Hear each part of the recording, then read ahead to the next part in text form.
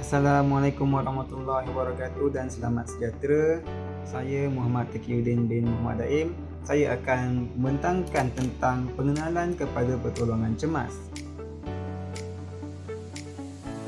Okey, maksud pertolongan cemas maksudnya adalah merujuk pada tindakan-tindakan pertama yang diberikan kepada seorang yang mengalami kecederaan atau penyakit yang mengancam nyawa.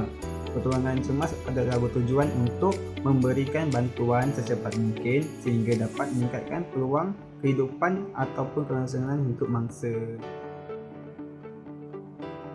Aspek pengenalan pertolongan cemas.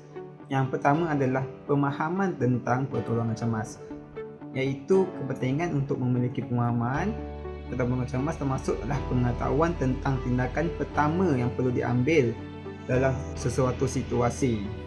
Okey. Kedua adalah pengetahuan tentang tanda kecemasan, iaitu mengetahui tanda-tanda dan gejala darurat kecemasan seperti serangan jantung, strok, pendarahan teruk ataupun sesak nafas. Ini akan dapat membantu mengenal pasti situasi yang memerlukan pertolongan cemas. Sebagai contohnya, bagi mangsa yang mengalami sesak nafas ataupun lemas, kita perlu melakukan CPR.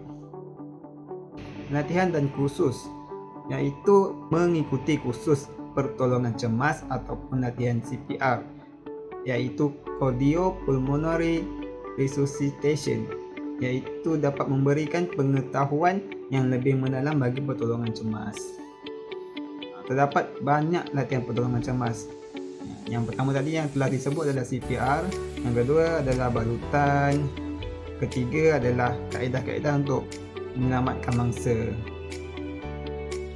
Okey, yang keempat adalah panggilan kecemasan.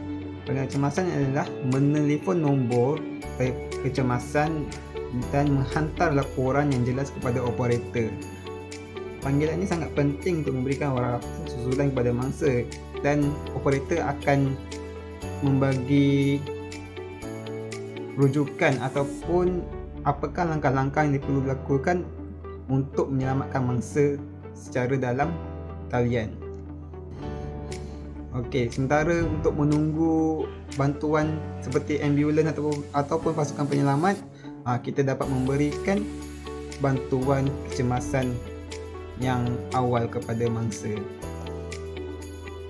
Okey, aspek yang kelima adalah prosedur pertolongan cemas.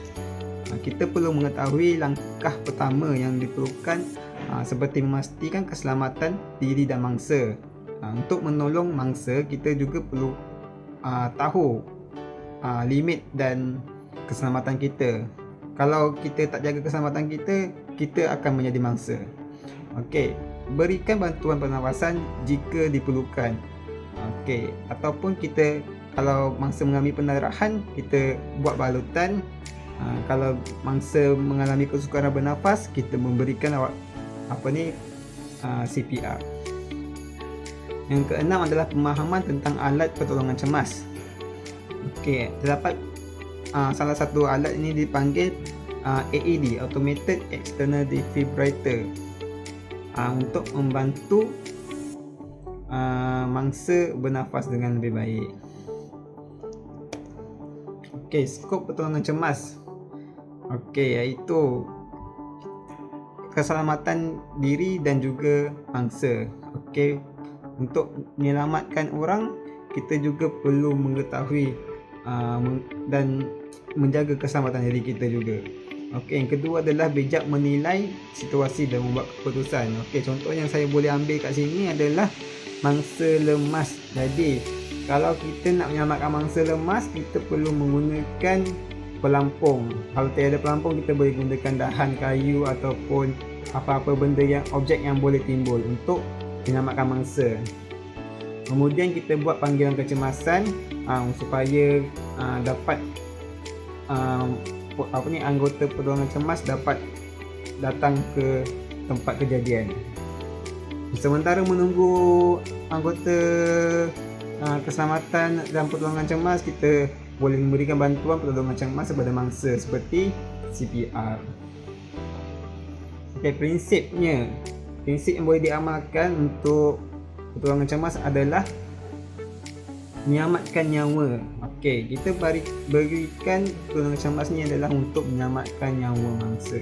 Okey, kita perlu pastikan saluran pernafasan buka, memberikan bantuan pernafasan ataupun menghentikan pendarahan.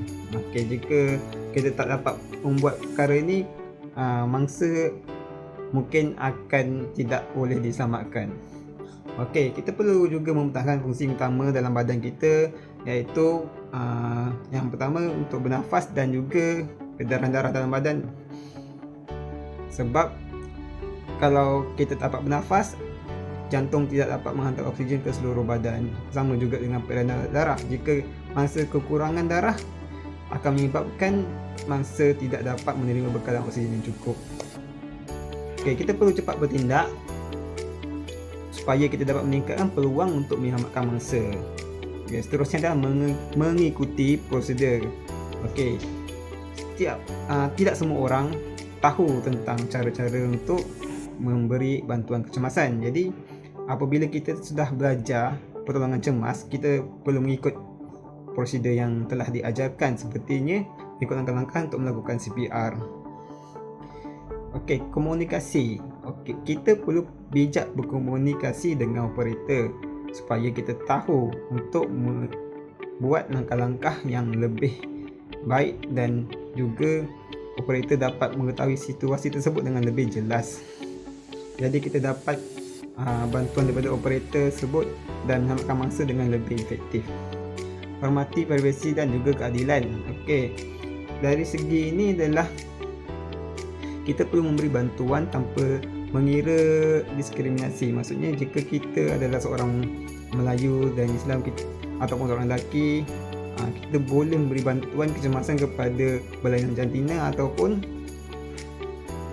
berlainan kaum dengan tujuan untuk menyelamatkan nyawa. Okey, kita juga perlu beradaptasi dengan situasi.